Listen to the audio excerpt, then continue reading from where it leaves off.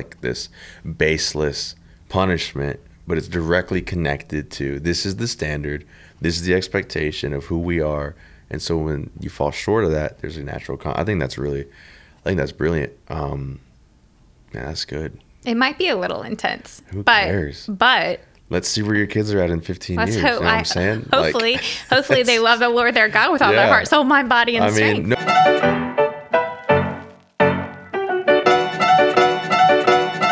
Hey, what's going on, everybody? Welcome to this episode of the Still Real Family Ministry Podcast. I am Charles. I'm Shea.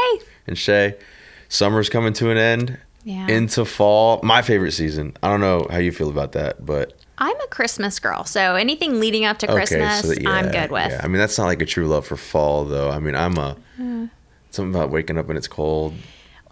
Let me also say this. I'm obsessed with soup, so any more reason to have like a chili soups, there's just a sausage, sweet potato, kale soup. Come on. Okay, I don't know about the kale soup, but everything else, I'm there for it, and it sounds super good. But tell me, what are we doing in today's episode? Today, this is a really fun, kind of a different one. We're doing a parent Q&A. We have asked a lot of our Clover Hill family to send in questions, more so concerning parenting. And they range all the way from social media use to family values and rules. Oh, cool. So we're just going to have a conversation about, we'll maybe take some turns answering questions or input, but we're really just asking.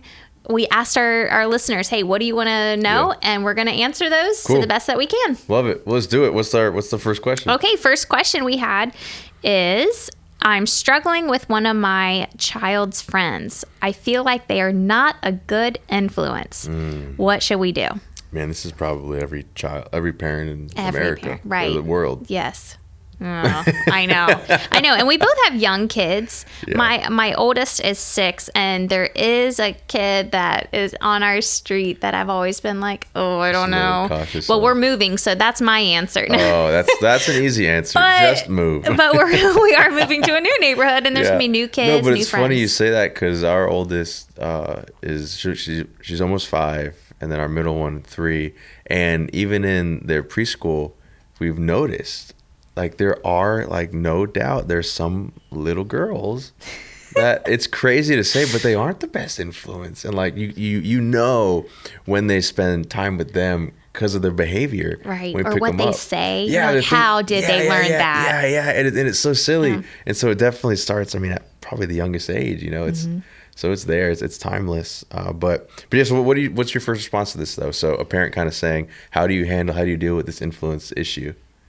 Right. Well, I'm asking you. We're moving. No, I think you want to have the greatest influence on your kid. Yeah. As the parent. Yeah. Right. And so there has been things that my child has said that I'm like, oh, I know where he got this from. And I am quick to say, that's not a part of our household. Yeah. That's not what we say. That's not what we do. That's not how we act. And I have even gone to say, if this continues to happen, you can't hang out with them. Yeah. And, and not that I want to hurt that child's feelings, but if my child can't discern and have that ability at this stage and age to discern, hey, that's not part of our family rules and values, then maybe I, as a parent, need to put a little bit more space between that, so or more supervision. You're taking the approach of really rooting this thing in the family values and helping them connect those dots, which isn't, I think for a lot of kids, and probably more so for middle school, high schoolers, older kids, they can know their parents don't like certain friends, but it usually just taken as something that's annoying or like whatever, you know what I mean? They just brush it off. And so I'm with you where I do think there's something to be said about trying to connect the dots of the influence with their personal formation and how they're so closely linked. I mean, what's that time old that thing people always say where, show me your friends, I'll show you your future, and just how real that is. And we know that's so hard. I mean, that 13-year-old isn't thinking about their future in that kind of way. They're thinking about their future, what they want to do. They're not thinking about who they're becoming. Right. Like that takes such. I wish I was thinking about who I'm becoming when I was 13. But that takes so much, just maturity and things like that. And so I think, I would definitely encourage parents with, I think with that thought of, in addition, rooting it in your values. But the more we can help our kids understand that the people you're with really will shape who you become, and helping them to start to ask that question, who do I want to become?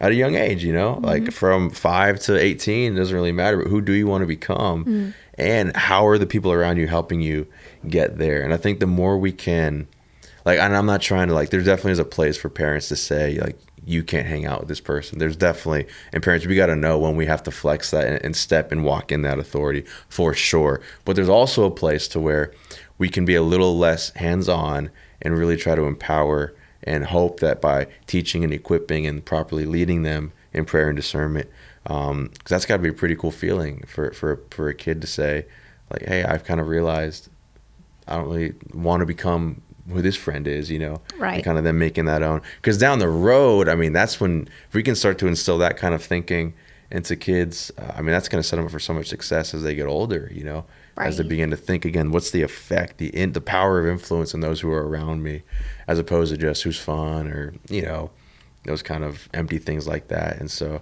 I know that's a hard thing, instilling that, but that's kind of what I would say, that I think focusing on that has a lot to do. And it was what Proverbs 13, I wrote this one down. Walk with the wise, become wise, for a companion of fools suffers harm. And so just the principle of influence for this one for sure is, I mean, it's just huge. And however we can teach our kids that, I think it'll set them up for a lot of success. Right. Yeah. I think too, not necessarily saying, oh no, you can't hang out with this person, but encouraging more of hang out with this person. Oh, and I think something is, I was told this as a new mom, like, you choose your kids' friends as best you can. Choose your friends, your kids' friends. And maybe that means you make opportunities for they're going to youth group more, or you're connecting with another family from church that you really like and their values, and you think, hey, they're doing it right. Like spending more time with that family, being more intentional. Yeah. So not necessarily just, stay away from this person, but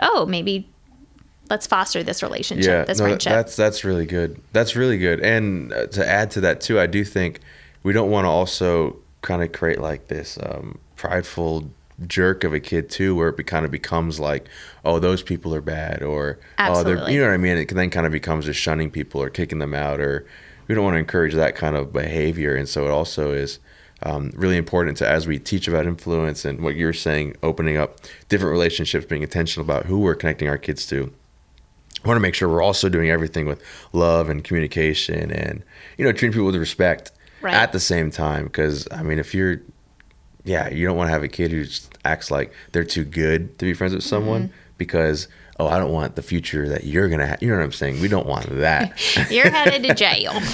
Like we don't want to be raising kids like that. We want to be walking in that kind of love. And that love with others, while at the same time knowing the influence that they're going to have. And so that's a deep question. Yeah. It's good though.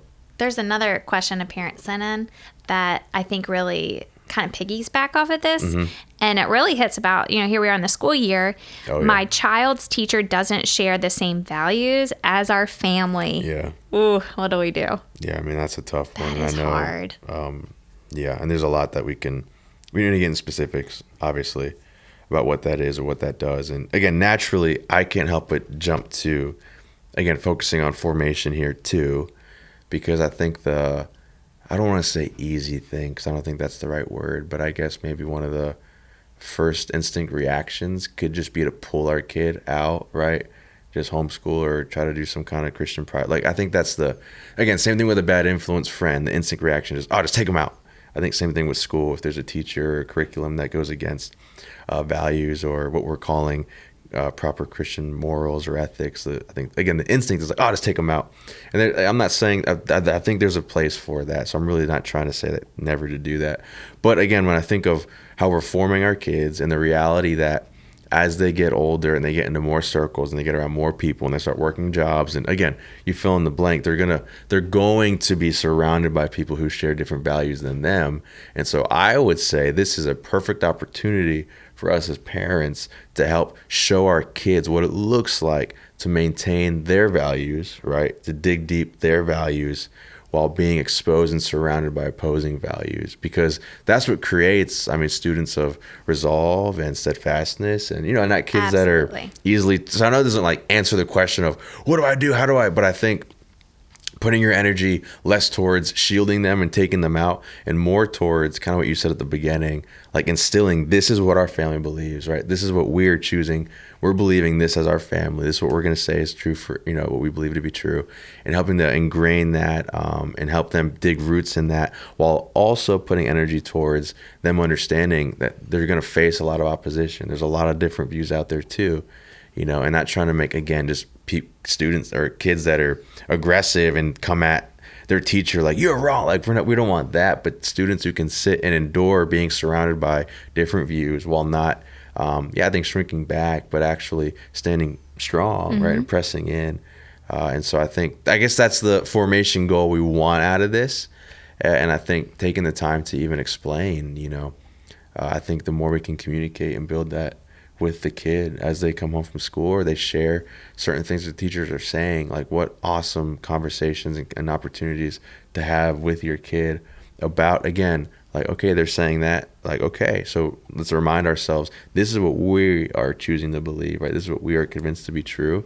And maybe I think perspective is good, because, like, I know I'm talking a lot right now, so I'm sorry to say, but like, for me, a lot of what's like helped me a lot is, even the more I can understand why someone believes what they believe, that helps me have empathy and understanding. So now it doesn't become like battling someone's view, but now it becomes, I know I can stand in my view in confidence and see this as an individual who also has a view that they're confident in. It doesn't have to be a battle. I can still be around them while not allowing that to, have this major effect on me. Or you go. I get it. My thoughts are rolling right now. I was thinking about, I can't even remember who, and I'm blanking on the person who said this, but it was really good. He said, we allow in our family for our kids to ask us any question. And what we do is we have the Bible open and ready to answer it. Yeah. And we talk about it. And usually it happens at dinner time or after dinner time, but we have the Bible ready, and they are allowed to ask any and everything. That's cool. I think, like, what a powerful way to have those conversations that, okay, your kid comes to you, oh, my teacher says this. Yeah. My teacher believes this. Well, let's take it back to what the Word of God says. Yeah. Well, there is another question that we had from another parent, and it really goes in with what we were just talking about, because you said values a few times. Yeah.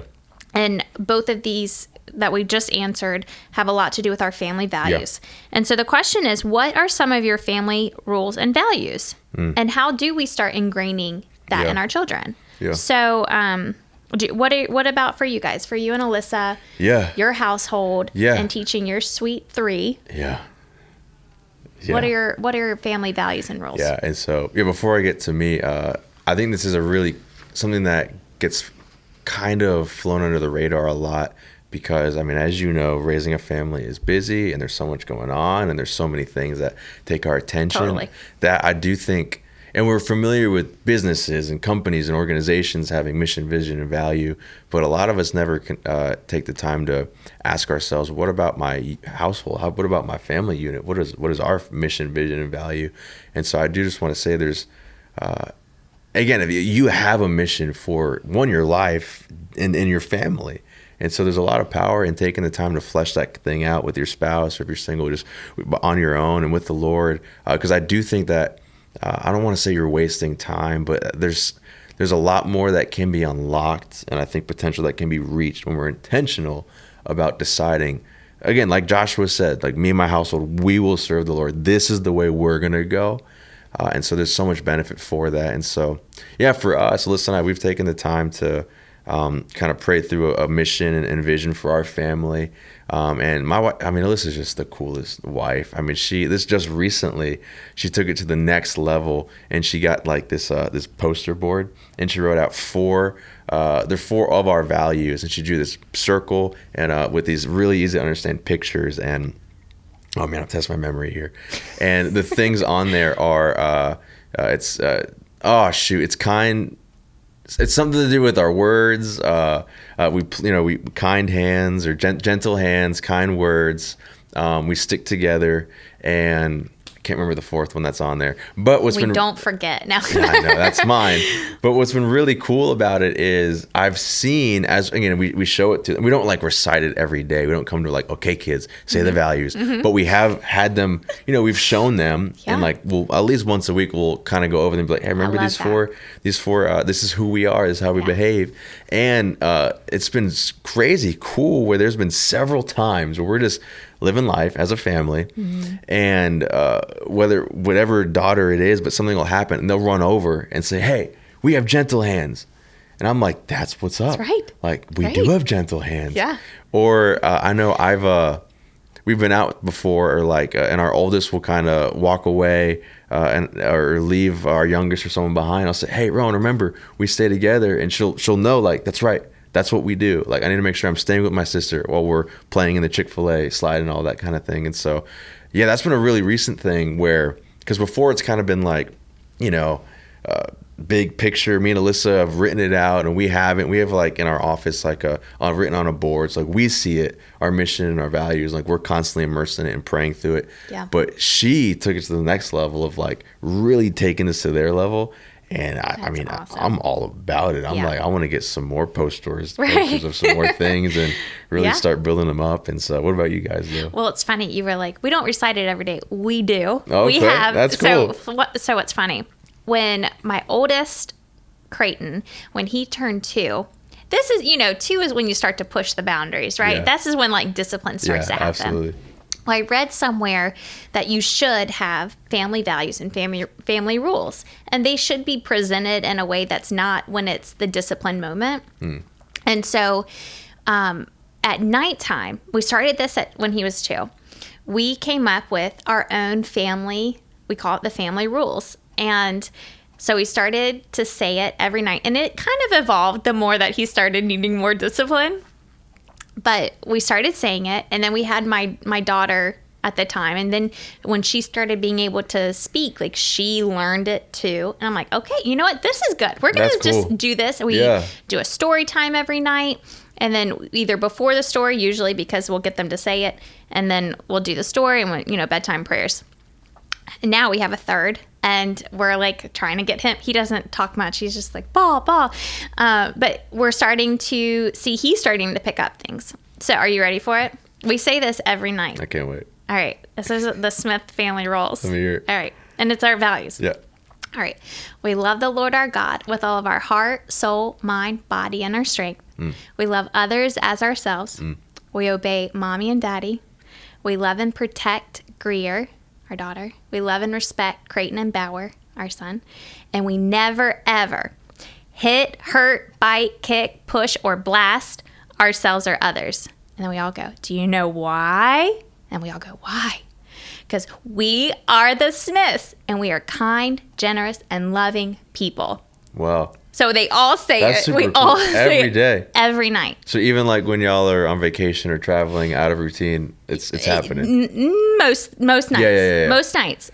If we have a babysitter, she's saying it with them. Come on, that's cool. And they know it. They can say it. And here's why we do it. The next day, when they hit, when they hurt, you're when able they to bite, point to something. when they kick, I'll say, hey, tell me the family rules. And they recite that. We do not hit. We do not hurt. So they know. They know it. They're living in a way that's outside of the standard of what it means to be a Smith. Yeah. And at nighttime, this is the loving moment. This is we're closing the day on a gentle bedtime routine cannot be so gentle at times. We're working on it. But we do end it in a way where, hey, this is what we're about as the Smiths. And then tomorrow, when we're doing our life and we're going day to day, and there's a moment of discipline because there's always a moment of discipline, then we can pull from this and we say, hey, you know what we're about. We love God. We love others. If you're hitting each other or you're hurting each other or you're being yucky to each other, then you know this is against our family rules and values. Now you have the consequence because you broke our family rule and value. That's good. I mean, I think that helps a lot because it helps them connect to, again, it's not just like this baseless punishment, but it's directly connected to this is the standard, this is the expectation of who we are. And so when you fall short of that, there's a natural I think that's brilliant. Yeah, that's good. It might be a little intense. Who cares? But let's see where your kids are at in 15 years. You know what I'm saying? Hopefully they love the Lord their God with all their heart, soul, mind, body, and strength. No, and I think that's that's pretty cool, because if you take that right there and lay it out and see what the product of each of those statements are, is that the future you want for your kids? Right. 100%, right? Absolutely. So I think you're doing something right there. Hey, we're trying to ingrain it from a young age. And can I just encourage, hey, you don't have to go and come up with the mission statement, say this every night like we are. But it is important to think about, and maybe you should have a mission statement as a family. Yeah, you should. And maybe that should be talked about on a regular basis before the moments of discipline or heartache or trouble times. And also, you're not too old, or it's not too late for your family to do this. You can have a teenager and you guys go over these things like, this is who we are. And I think you said something last question about it is important to start explaining the why. Mm-hmm. And a lot of times I think before the age of 6, you really want them to listen and obey. But I think around the age of 6 on, it's when their minds really start to open up of, hey, there is a reason why and behind, and it's going to take a little bit more patience and a little bit more time to invest in that conversation of why. But it is important to start explaining the reason to why we're saying yes or no, especially the no. Yeah. No, 100%. Okay, 100%. There's another question. Man, each of these... I know. These could each be a podcast, I just want to right? sit. I feel like, Shay, stop chatting. I want to sit in this topic. But you're right. We got some more questions. Yeah, next one. Well, this is... This is hard. What does discipline look like in your household? Oh, gosh. I don't know. I don't know. It's. Are you a more lenient parent? And what are you guys? I feel like y'all are totally relaxed and. Oh, we're still figuring this thing out. Honestly, I like to think like we're both very, consistent, and we've really strived to be. I think we have a good communication to where, you know what I mean. When I know I'm at my tipping point, I can tap Alyssa in because we know it, and vice versa. And so we've figured that out to where we know it's not going to be good if I go in there and that kind of a thing. But yeah, we've tried a lot of different things, and this is one of the things where, again, I don't know if it's a dad thing or whatever, but my natural thing is I want to yell, I want to pow pow, I want to take away, just whatever, you know what I mean? You did bad, sweet. Say goodbye to your teddy bear. That kind of just natural. Yeah. I don't know. It's not like I take pleasure in it, but it's just the instinct. And we've really been working on, and again, Alyssa, this was something I think she read about, and I think it's a really good idea. But her big thing is, one, and there's so much to talk about with discipline. So I'm trying to be concise here. This could be a whole I know. I'm trying to be really concise. But I think the big things are communicating, even with, and this is always a struggle with Ellie, our 3-year-old. Ever since discipline became a problem with her, she just refuses eye contact, doesn't, I'll sit down with her, come to her level, I'll say, Elroy, do you know why you're in trouble? She'll say no. I'll tell her, I was like, because you did this and this isn't what we do. And I'll say, Ellie, what did I just say? I don't know. I'll say, okay, Elroy. I'll say it. And sometimes it takes 5 times until because she's just all over the place. Yeah. But we really try to communicate with them. And then when it comes to the actual act of, and discipline is the whole thing, but I guess the consequence or punishment portion of it, we do our best to try to connect it to what the action was. What I mean by that was if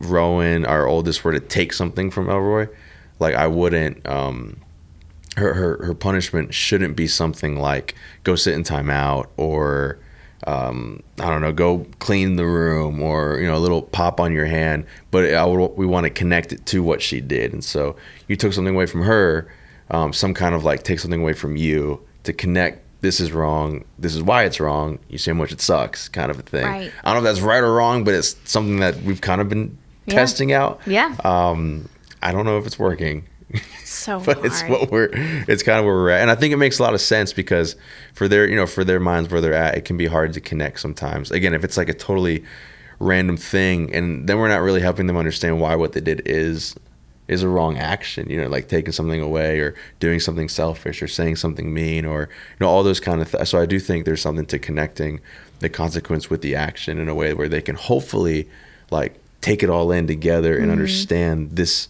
is a bad thing, like this isn't something I would want done to me. Because for me, that's what I'm always after is, and I always, with Ellie, sometimes it's like a lost cause, but with Rowan, we've really gained a lot of traction with it, where if she does something, I'll ask her, like, do you want me to do this to you? How would you feel if, last night, I grilled chicken wings and Alyssa made corn. It was really good. Yeah. And we had an extra thing of corn on the cob, and Ellie said she wanted some, so she was eating it. And then, of course, Rowan said, no, I want it, after Elle was already eating it.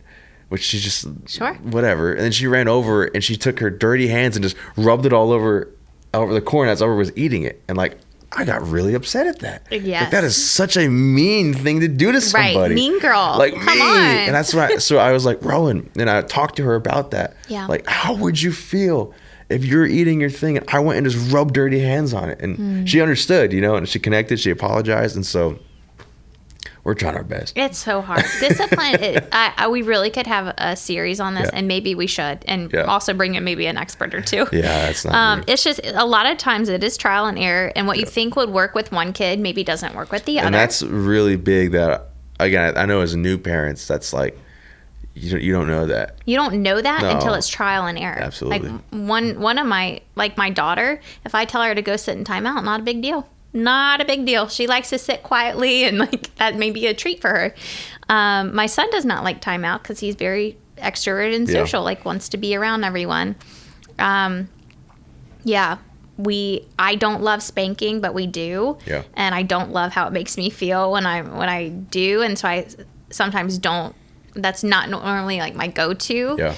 And then I don't want to like hit and spank out of anger, and sometimes that like. It's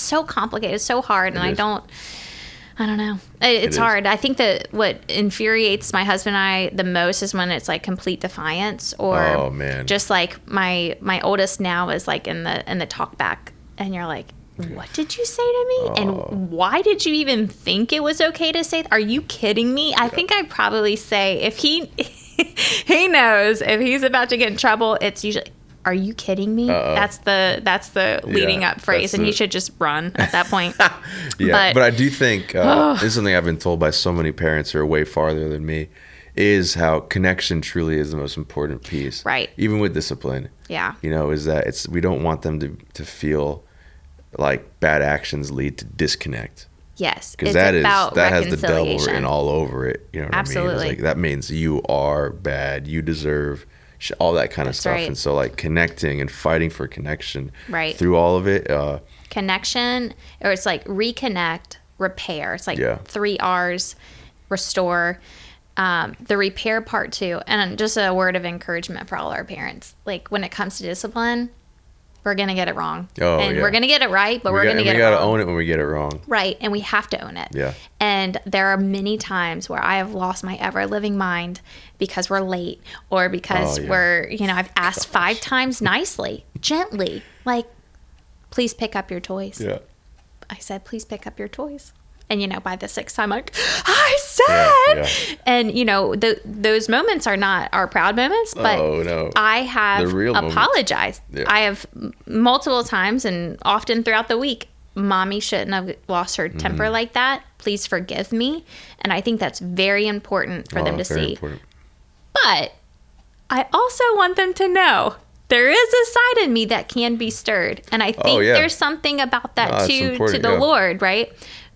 God has a wrath. God has anger. And when his children disobey, there is a consequence. Yeah, I'm not saying it's not wrong to get angry I think owning it when when it's out of when it's been too much. Yeah, I think what you said is really key, is when you start to do things out of anger.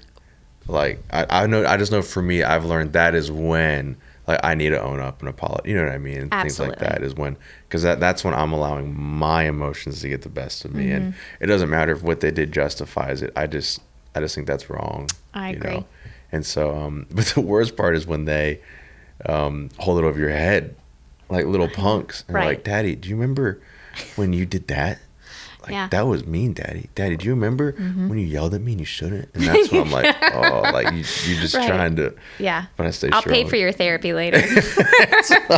Well, Charles, as we wrap up, we have probably time for one more question. All right, cool. And I really want to hit on this because it's like a 2-part question. All right. We have like 5 minutes left of this. The question is, I feel like I've already let my teen have too much leeway with phones and social media. What advice can you give me? And then there's a second part to this question that maybe we can answer too. When should we allow phones and social media for the younger parents who have kids maybe not quite at that stage? Yeah. And I think the wording, I think, is specific on purpose. I feel like I've already let my teen have too much. So this isn't talking about preventer, like upfront cautionary work. Like this is, we're already in it. And I'm now realizing like, oh, shoot. The ship has sailed. Yeah, we're too far in. Yeah. And so I think kind of like what you said with the values, it's never too late for boundaries, you know? And so if you missed, if you're ahead of the curve, like cool, boundary setting will probably go a lot easier, because that's all they know. But if it's a little after and you're already in it, whether it's a week or a year or 5 years in it, it's never too late for boundaries. I do think your approach has to be a little different with how you bring it. And I feel like we're connecting everything. And much like the beginning questions about influence and things like that, I would say when it comes to, if they're already too far in it, so I'm going to assume they're a little bit older, you know, at least middle school age, probably high school. I think that I would really, really encourage parents to try to do not just bring the hammer down. Again, much like don't just want to say you're not friends with them anymore. Like you don't want to just take their phone away or put locks on them without telling them, or, you know, just like kind of do those power moves, because that is only going to put distance between you and build a lot of resentment in them, and like they're still going to get to it. So it's probably a lost battle anyway, but that isn't going to really get the results you want. I think that, again, if you're already in it, your kid deserves being brought into the boundary setting process. And so I think inviting them in and letting it be a cooperative thing, like, yeah, you have the lead, and like, yes, you have the final say, but you being able to bring your kid in. And again, this is where formation becomes, again, such a key aspect of helping them to see and asking them, how does being on social media make you feel? You know, what is it doing to you? What are the thoughts you get? You know, and kind of helping them see, and even doing test runs like, hey, just for fun, like let's go this weekend without being on social media, and let's just see how we feel.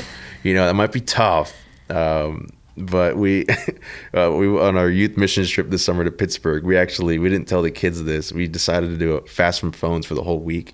Love it. You know, and so we had 30 kids like without their phones, and they were forced to play card games and talk with each other and things like that. And so what I'm saying though is, at the end of the week, every single kid said, "Wow, like I've never felt that like free." Wow. Oh, it was crazy. Like, and that's just in 1 week. Just a week. That was just 1 week. It takes some detoxing. Yeah, and so what I'm saying though is that's you inviting them in, like, hey, we're just gonna do this for the weekend. But then once they do it, and then you ask them like, so how did you feel compared to a week with your phone?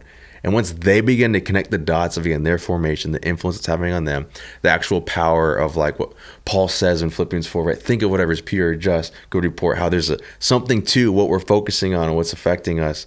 I think that's when boundary setting can become cooperative, and they're now a part of it. And it can become a really cool, powerful thing that they now have ownership in. Because I just think if they have to have at least some level of ownership, or else I just think it's a lost cause. I just don't know how boundary setting can truly work with long-term success if they're not at least somewhat a part of making it. What do you think about that? That is, yes. Yeah. I totally agree. My wheels are turning. Like, that is absolutely the right advice, the right answer. I think, like I said just a little bit ago, like once we start to explain the why, they get to a certain stage and age where they really do need to be invited in on the collaboration.